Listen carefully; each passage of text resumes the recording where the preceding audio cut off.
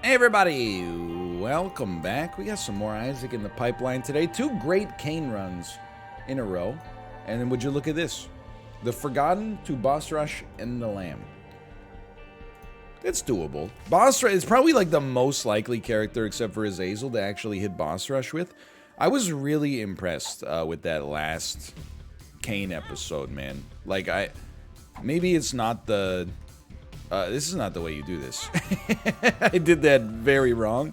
You know, I do mean to toot my own horn, I suppose. But that was really well done. You know, we didn't do the normal Uber Mom thing, which was getting enough HP that, you know, you have a big margin of error. Not that you would just, like, tank it, but getting enough HP so you have a big margin of error.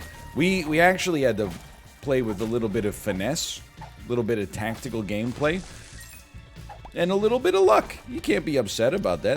That's a good thing, man.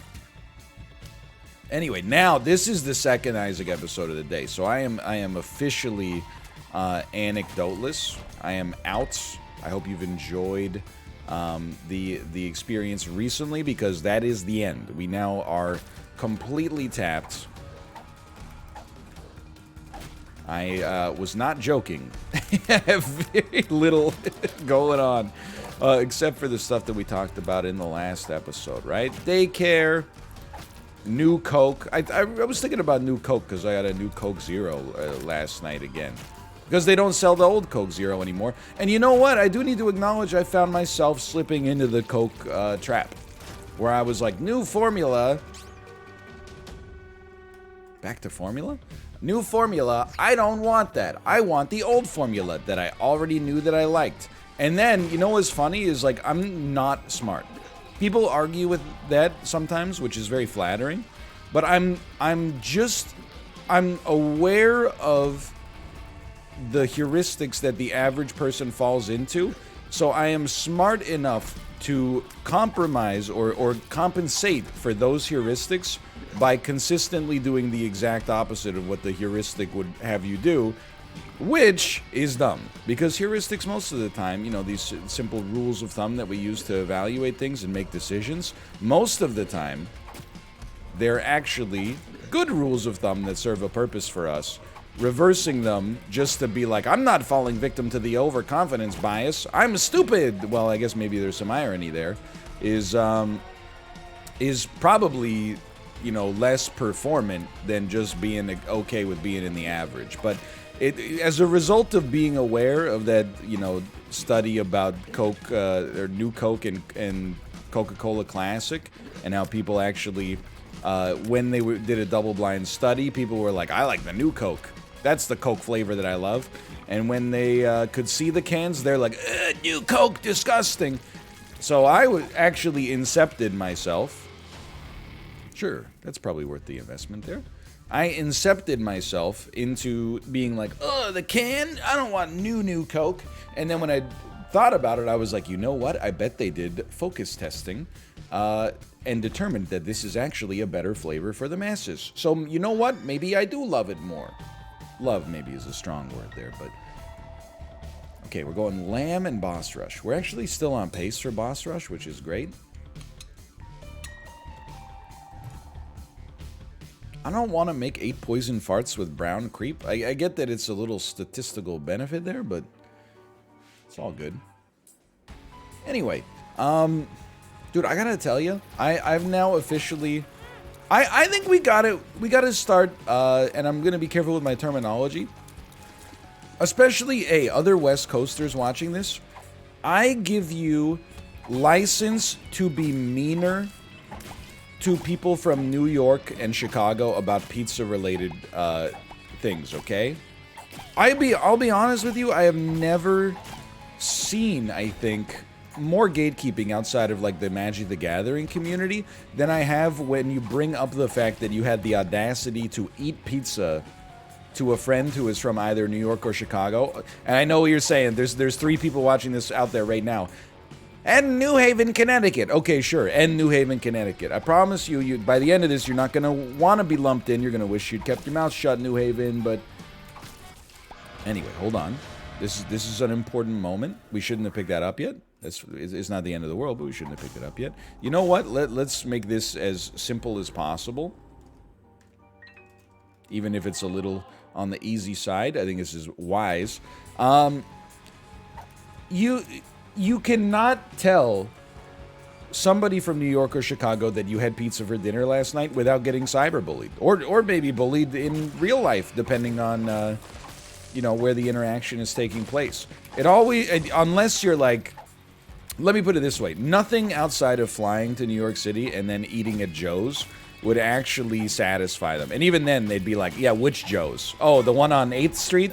Oh, I mean, yeah, it's still Joe's, but I mean, I prefer the one on, you know, Saks Fifth Avenue. I don't know what that's a store, but it is also a location, I suppose.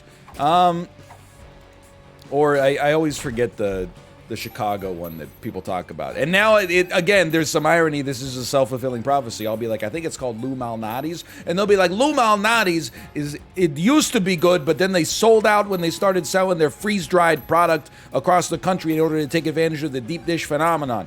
Now you got to go to Vigo's. It's situated inside of the middle car of the L train.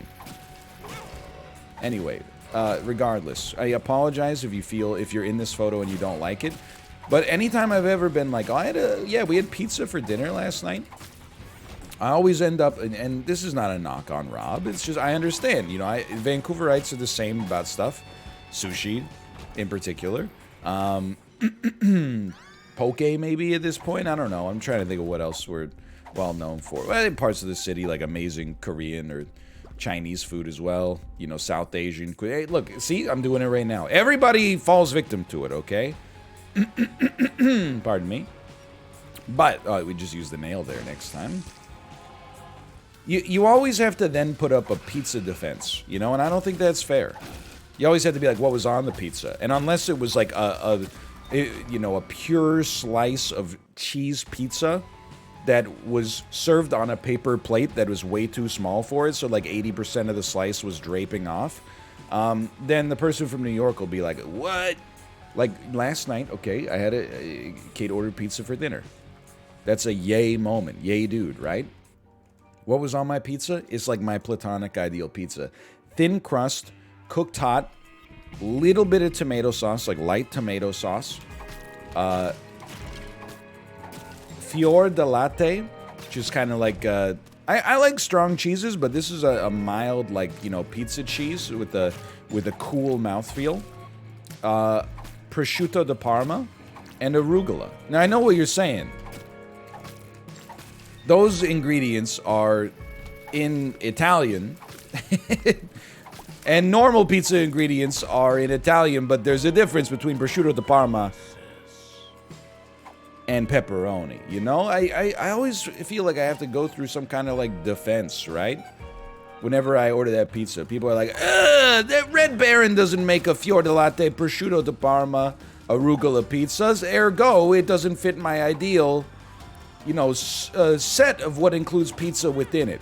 I think that's backwards, man. I think we got to start embracing the power of pizza again, instead of judging the specific compositional elements, okay? Mostly, I'm willing to admit, and this is a big take, because I take a lot of heat for my pizza preferences. I got nothing against the pepperoni, Italian sausage, meat lovers, supreme, cheese pizza, you know, etc., etc. I grew up eating them. I was a very picky eater as a child, and it took me a long time to basically be open to eating any vegetables on my pizza to begin with. One of the first vegetables I probably ate willingly was like those little squares of green pepper on a piece of pizza. And I bet I was going like, it's ruined, right? But you get over it pretty quick. Regardless, over time, things have changed for me slightly. And it's not like a flex. Like, I don't order that kind of pizza to be like, it's healthy. I order it because, you know, I like the way it tastes. I like the crispiness of the outside of the thin crust. You piece. Then you follow that up with like the doughiness once you get a little bit inside of the crust. Following that, a little light tomato sauce for some acidity. Prosciutto di Parma, deliciously salty. And then the fior di latte kind of cools it down a little bit. And then the arugula's got like a little texture and it's got like almost a peppery taste. Long story short, I just enjoy the flavor, right? But I'm constantly, beset on all sides. That's a huge soul of Isaac. Never mind. By people who think I'm putting on airs for ordering a pizza that has like a handful of green stuff tossed lazily on top of it at the end. And I'll acknowledge, okay, like that's not everybody's cup of tea. But all I ask is for you to recognize that it's a pizza I enjoy. I'm not ordering the pizza for you to, be like, he's a healthy guy ordering this pizza. I'm ordering that pizza for you to be like, oh, pizza, Hey, I like pizza too. We'll meet in the middle. We'll have a happy common ground. Now, sadly, I think you have to fight fire with fire. So what I'm advocating for, and I'm loath to admit it, whenever people from New York or Chicago try to judge your pizza choices, I think we have to tell them to shut up, okay? They're not snowflakes. They're not going to take huge offense to it. They already have a lot of advantages and unique struggles, I'll admit. But, if you live in New York, you're already living in, the greatest city in the world according to the musical known as Hamilton. And Billy Joel. You're in an area people want to visit to. It's a worldwide tourist destination. You should appreciate that. You should acknowledge you live in a place that literally some people in their lives are like, my dream is to one day live in New York for like a year. They would consider that to fulfill part of their personal fantasy. So when you start being an anus about other people's pizza preferences, you deserve a shut up. And if it hurts your feelings, then that's time for some introspection. That's my thoughts on the subject here. Similarly, in Chicago, another, not quite to the same extent as New York, I'm sorry to say, but not quite to the same extent as New York, but it's a very common tourist destination. Beautiful skyline with the bridges and the elevated trains and the river running through the city, and big skyscrapers. 6 championships with the Chicago Bulls in a single decade. You got things, there's other things to appreciate about your city. You shouldn't have to punch down on another city's pizza in order to get your self-esteem up. So, all I'm telling you, I'm not advocating for cyberbullying. All I'm saying is you have my permission, perhaps even my encouragement, when, and let's call it an if instead, if someone from New York or Chicago or New Haven, Connecticut casts aspersions on your pizza selection, you have my permission, if not my endorsement, to tell them to shut up. Those exact words. I'm being honest with you, Everybody does it everywhere, right? Because have you seen let me defend New York for a little bit. Have you seen the flip side, which is there's this viral photo of like a Brooklyn barbecue joint. And American barbecue is, despite them being, my closest neighbor geographically, American barbecue is like the most foreign food in my life. Because I just don't understand parts of it. Like, it looks delicious, don't get me wrong. I love a smoked meat. I love a cured meat. I love the meats that remind me of the good times. I love the meats that remind me of the best times. Sometimes I do ask myself, why is it served with 9 slices of, Wonder Bread, etc., etc. But, let's not go down that road. I'm not trying to make enemies. I'm trying to bring people together. Don't do that. Hold on. We're kind of like, the run is good, but it does require the slightest degree of focus here. Or does it? But there's like a photo, so a photo went viral that was like, this is my barbecue from, Minneapolis, Minnesota. And I'm going to be honest, the barbecue looked pretty bad, okay? I'm not the arbiter of what makes for good barbecue, but it was like quite a small portion size and visibly extremely dry, and then served with like You know, when you go, like when you eat at a restaurant in Korea and they bring out the complimentary banchan, and there's like, you know, delicious stewed potatoes and like more kimchi than you could possibly eat, and then you go out to eat at a Korean restaurant in parts of North America and kimchi's $3.50 and they give you like 3 leaves. It was kind of like that. It was I guess that for Texas barbecue in particular, one of the things that's emblematic of it is like, you know, for whatever you pay for it, you get more food than is reasonable for one human being to eat in a single sitting, and then you just eat it anyway. And this was a small portion size, which is like the #1 way to make people feel like they're being ripped off, because a lot of people, when they go out and purchase anything, they're constantly on alert for being ripped off to begin with. It's one of the hallmarks of commerce, is like, you know, you don't trust anyone you're buying things from, but then you're like, yeah, I've been coming here for years, love it. Wouldn't trust them to look after my dog, but been coming to this butcher shop for years. Love it. Man, they got the best brisket.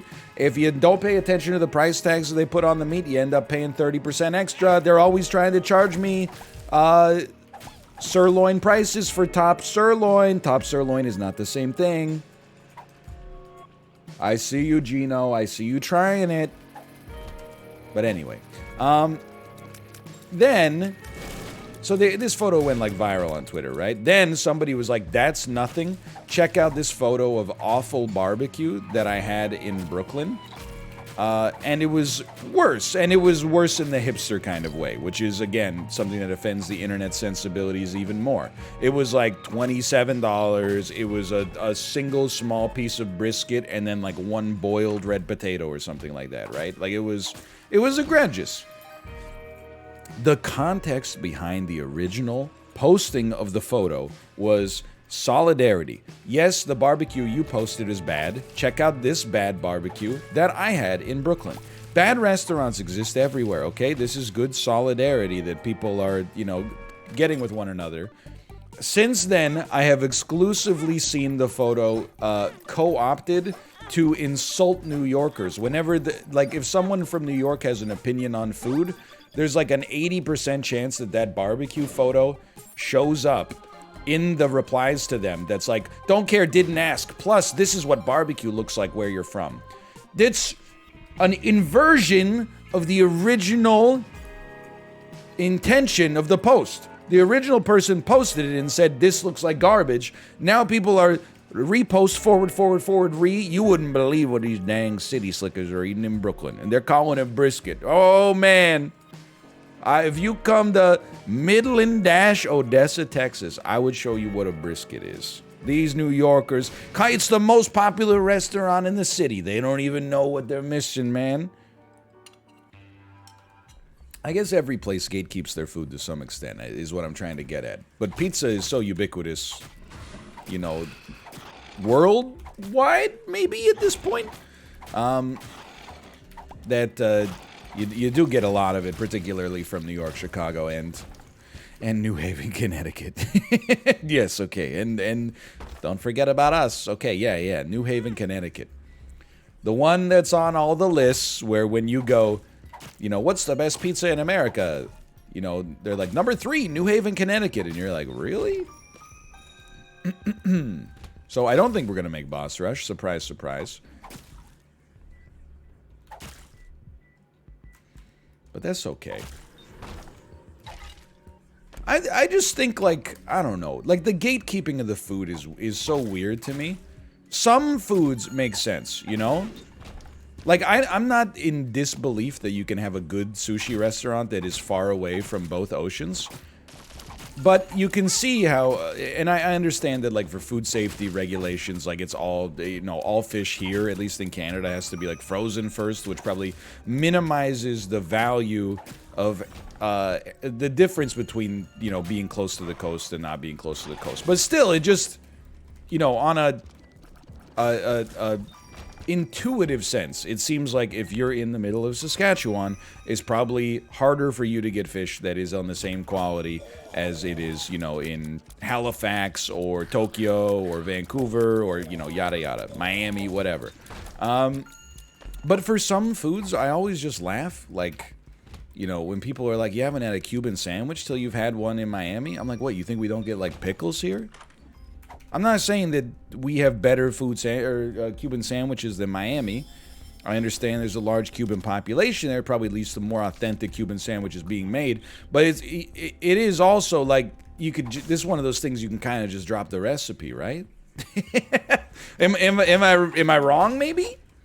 I always, you know, like, in some cuisines, you know, there's like ingredients that are harder to come by in parts of the world. Like in Korea, you see a lot of burdock, you know?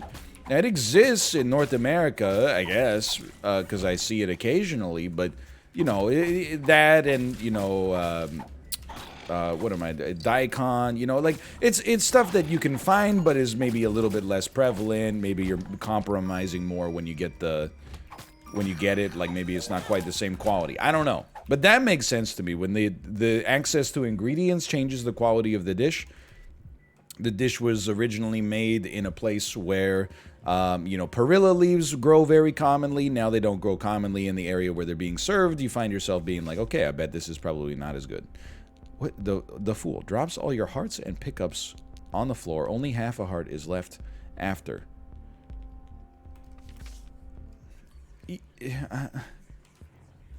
Okay. So this was not a good decision. Wait, no. Okay, hold on.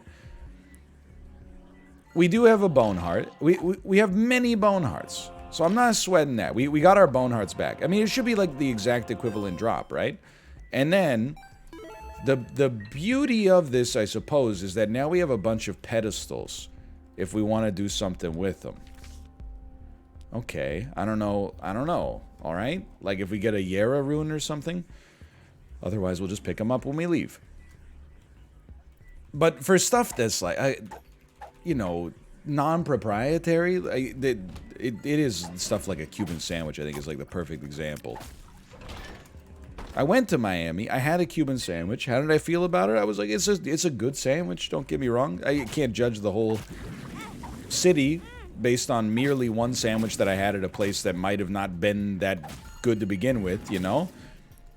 But I'm doubtful, I guess, of the idea that there's anything proprietary in, like, Miami pickles or ciabatta or whatever it's served on that makes it so, like, oh, you haven't had one until you had it elsewhere. I'm not trying to strip away any of the you know, civic identity, okay? I'm merely saying some things are more transferable than others. That's why, like, the New York pizza stuff kind of annoys me, man. Because people were like, you know, you haven't had a pizza slice until you had one in New York dripping off the oils you can see through the plate. Oh, man. And I'm like, you really think with, like, the, you know, tens of millions of people who have lived in New York over the years, none of them, like, left New York and then, like, made pizza in the exact same manner in, like, every small town across the United States of America? It's everywhere, man. Anyway, like I said, I got no anecdotes. Should probably pop this just to get some little damage bonus. This boss should not be too bad for us here. I'm hoping. We didn't even come close to boss rush. Remember when I said we had the best possible chance with this character except for Azazel? Well, things fell apart slightly, at the very least. But we're still chilling. I'll have you know, we're chilling. One of these days, I'm going to learn the tell for that. One of these days, I'm going to learn the tell for that. We might as well go back and pick up all of our stuff. A little bit of a slower run than I thought. And by the way, I'll be the first to tell you, Vancouverites do it too. Particularly with sushi. And I am part of the problem there. So you feel free to tell me to shut up. But I also, you know what I try not to do? Is like whenever anybody tells me they had, whenever anybody tells me they had any food to begin with, you know, I don't endeavor to be like, oh, what was on it? Oh, black olives, normally it's made with calamatas. You know, like I don't endeavor to, you know, discount what they ate. I don't need the self-esteem boost. I already, you know, I know I live in a nice place. I don't need to rub it into people's faces. If anything, I'd rather have people think Vancouver is worse You know, not because I want less people to live here, but because it would reflect more positively on me, maybe. People would give me some sympathy. The only time you really need sympathy in Vancouver is, well, I mean, I guess when you pay your rent, for sure. And then also when you're driving, because it's just chaos, man.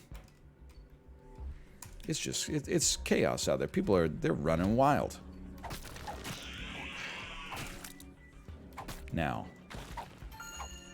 just a little focus would go a long way. I've lost way too many bone hearts. I acknowledge this. I'm hopeful we can get them back. If we have to play the whole game as the soul, then so be it.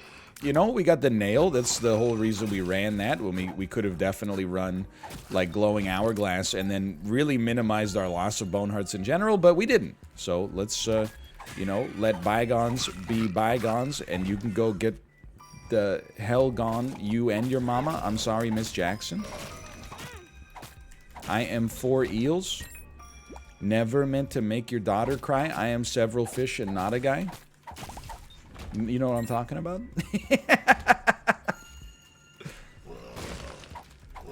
It's an old meme. Dude, meme technology has really gone crazy, right? We've now reached such like a meme critical mass that memes themselves are overdone. Like the concept of a meme has become a meme. You very rarely, well, I shouldn't say rarely, but I think we're past the peak of, yeah, Algiz is pretty good, man. I think we're past the peak of people like sharing meme of distracted boyfriend, you know, they don't know I'm blah, blah, blah, guy in the party, you know, etc., etc. I think we've really passed like the peak of the meme-assance. Because now, I think and I know you're like, I never thought it would happen to me. I knew it would. I knew it would, because it happened to me with like email forwards. You think, this is the new meme media, or manner of communication. It's never going to go out of style. Now, you got 14-year-olds who are, you know, defining the entire culture, sharing an image meme, kind of cringe. And you're like, that's not cringe. That's not cringe. I'm in my 3rd year of college. That's not cringe. I can't be cringe yet. I can't be cringe yet. I invented cringe. You're going to tell me it's cringe? I didn't. Why not? Let's do this. I told you. The wheel of time. You take advantage of it when you're on the top. You say cringe, cringe, boomer, don't care, didn't ask. Okay, boomer. All of a sudden, you are the boomer. Guess what? 14-year-old kids are like, let me guess, you played Fortnite when you were growing up? What was the Great Depression like? And it'll come for them too. You gotta make peace with that over time. But I told ya. You didn't believe me. You ready to get asked? Like when you're 25, are you ready to be asked by teenagers what it was like to live through COVID, and then you gotta feel bad about it like all over again? Are you ready to get asked by people, why didn't you just wear masks? And even though you're wearing a mask and you got vaccinated, you've got to, like, apologize for, like, you know, the 10% of people in your generational cohort that didn't? That's what I mean, people did already. Oh, excuse me, if you'll excuse me here, we'll just do that. Already, you know, I'm 32 years old. I got, you know, 12-year-olds in my chat going like, why didn't your generation solve climate change? Then I've got to be like, you don't understand, man. We still don't hold the power. The baby boomers refuse to retire from their jobs. They exclusively vote for lower taxes, and the entire political decisions are based on the price of gasoline. It's hard to get, you know, like green energy out there. Nobody ever wants to pay for anything. You don't I lived through 2 once-in-a-lifetime financial, and they're like, okay, boomer, you know, they're doing the floss, and, you know. I'm just saying, get ready, because it comes for you, too. Unless you fix it, in which case, you know, more power to you. Please do. Although I would like to be the one to fix it, if you would just do it for me, that would also be kind of sick. So don't let me stop you. I'm not going to let my pettiness, you know, get in the way of a good time here. Anyway, I'm just saying, man. I don't know how we got here just with the discussion about memes, but Your generation will eventually be judged. Probably not by its best, and probably not by the mean, but by its most vocal. Well, you know what? Maybe it's the way of the world.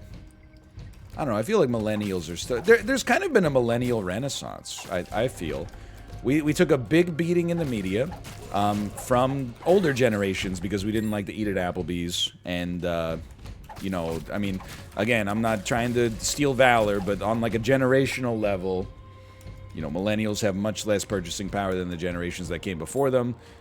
We don't know yet about the generations that are coming after them, but they're, you know, compared to our grandparents, the generational cohort, parents and grandparents, the generational cohort is, you know, less able to spend money on frivolous things, let's say. Yes, I know, but we also popularized Starbucks. So true, so true. I mean, yeah, the housing prices have gone up, you know, 175% in the last 8 years, but are you able to complain about that if you spend, you know, $3.15 on a cup of coffee 2 times a week? I don't know. I also think that two numbers are exactly the same, regardless of their magnitude. I am very smart. Okay, take me down here. But I feel like people, they're kind of getting, we're entering like a little bit more of like a pro, or at least a millennial amenable section of time. And I'm sure that, the Wheel of Fate will turn once more and will be vilified in some way that maybe we deserve, quite frankly. But I feel like now people are starting to respect the good things about millennials. Like what brought this, you know, everybody's different.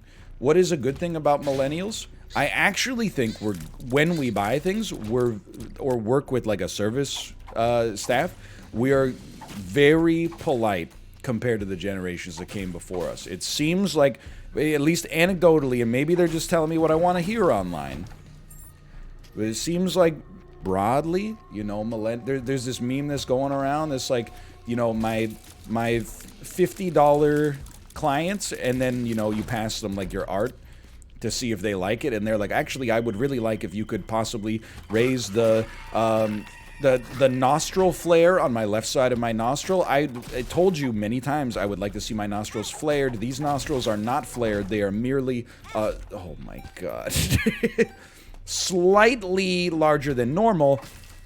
And I've also brought this to 7 of my friends, and my 7 friends said the exact same thing, so I'm hoping you can get this revision to me by the deadline that we supposed, which was yesterday. And then the one below that is like, you know, my $5,000 client. Wow, looks great, payment sent. That's kind of, what the, what the, oh my, look at that. Okay, just, as long as you hold this Algiz rune, you can't lose, man. And some of the people in the replies, you know, people that work as artists or, you know, audio engineers, mixers, you know, stuff like that, they're like, my millennial clients are largely like the clients at the bottom. And I'm like, that makes perfect sense. You know, I've been working with Drac for, you know, he's my thumbnail artist. I've been working with Drac for literally like 8 years or something. I have, over that period of time, asked for revisions, but literally like, oh no, oh no, literally like, I think I could count on 1 or 2 fingers the amount of times I'm trapped there, kind of, never mind, that I've done it. And usually it's been like, hey, there's no way you could have possibly known this, but like, can you make my cartoon character have a shirt on, because I'm worried that YouTube will demonetize the video, right? So, like, I'm definitely not the kind of customer that's like, I need things to be done to my exact specifications at all times. I think, you know, ooh, you piece! I could have gotten out of the way. That's the worst part. Oh, you piece! Okay, don't throw here. Don't throw. We really can just live as the spirit. It just kind of annoys me because our mobility's compromised, but it's the right play here. I'm just happy to, like, you know, be involved.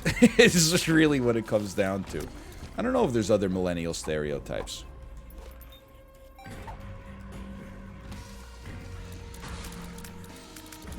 I'm trying to think, you know, hating adulting. I don't know. I always feel like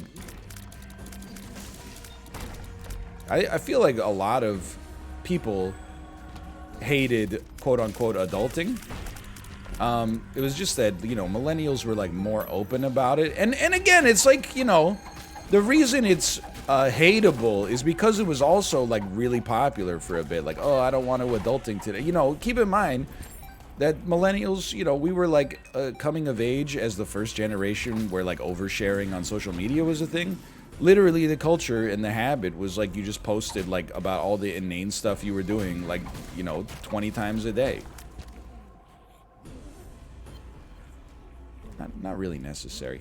So, you know, what do you want like a 21-year-old to say? So excited to be phoning my health insurance company today. Like, it doesn't make any sense. Just think about it for like half a second.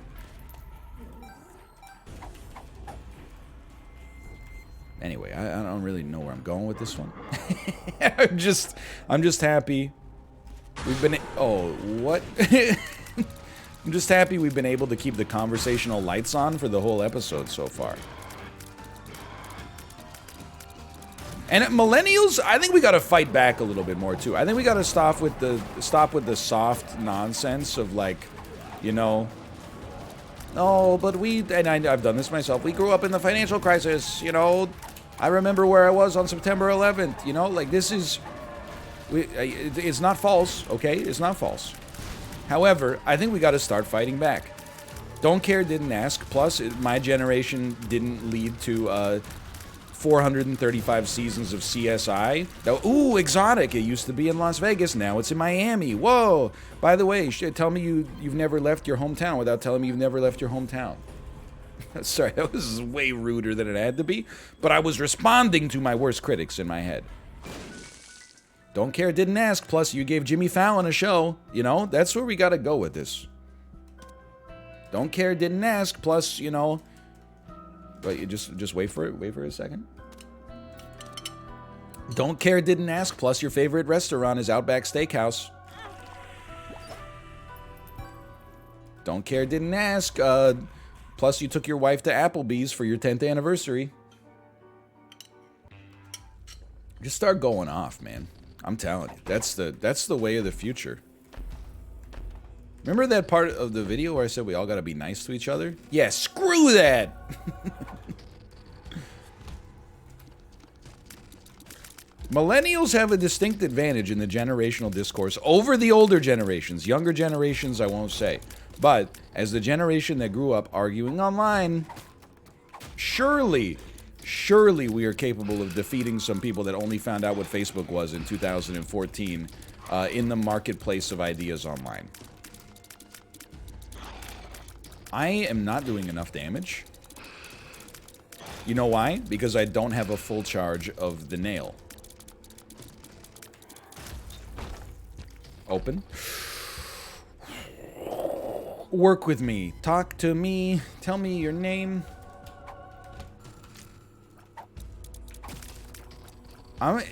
You can laugh all you want. We can get spirit hearts by doing this. We also very quickly get a charge that gives us all stats ups. So, I mean, I'm not saying this is the right way to play this. I'm just saying this is a way to play this. I know you can't believe what's happening right here. I kind of can't believe what's happening here, and yet here we go believing it.